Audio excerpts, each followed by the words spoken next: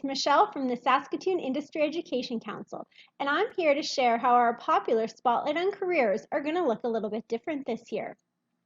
As with all of our Spotlight events, we want students to discover post-secondary opportunities, connect with industry professionals, and learn through hands-on experience.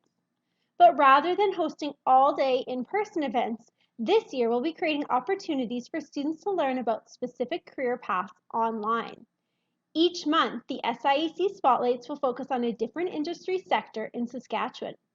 During these months, students, teachers, and parents can visit our website to find opportunities to participate in live virtual events, interviews with industry professionals and post-secondary representatives, resources and media about post-secondary pathways, and opportunities to see professional workplaces and post-secondary campuses.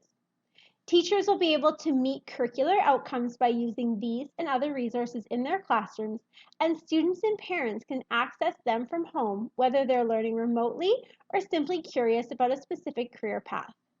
As always, please check out our website and our socials to keep up to date or to contact us about how you can get involved.